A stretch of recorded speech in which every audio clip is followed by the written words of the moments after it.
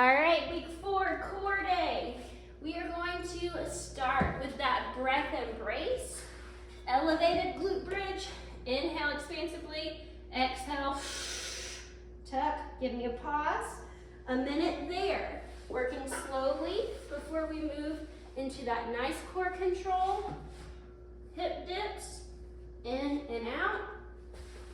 For about 1 to 2 rounds. 10 of those. And then on your 10 of the hip dips. On your warm up, it's alternating plank punches for 10 and alternating incline bicycles.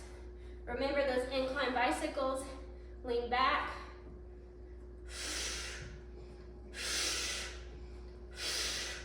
And those plank punches in a nice plank position. Exhale. Punching through that for about 2 to 3 reps. For our strength, 14 to 16 reps is where we're maxing out here. We're gonna start with that rotational Pallof press, seated, standing, kneeling, wherever you wanna be. Keep it out the whole time. Exhale, inhale. Don't let it pull you all the way back. Making sure to do both sides before we move on to our landmine rotations. My garage is a mess. I don't have my stick with me, but we have our stick. We have our dumbbell we're holding on the end of our stick. And we're rotating through those landmine rotations. I'm so glad you bought a yoga stick, by the way. That'll be able to be used in so many different ways. Rest for a minute or 2 before we complete another round, and another round. So 3 to 4 total. Core sit circuit.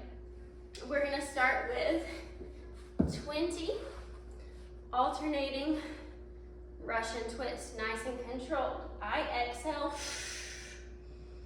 inhale as I go down the other side. 20 total before 10 per side of a Pallof press and rotate.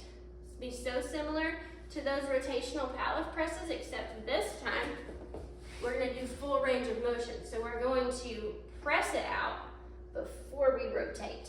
If we're in this kneeling, like seated position, it may be a lot easier on your core or in a seated position on a box. So I press and then come back.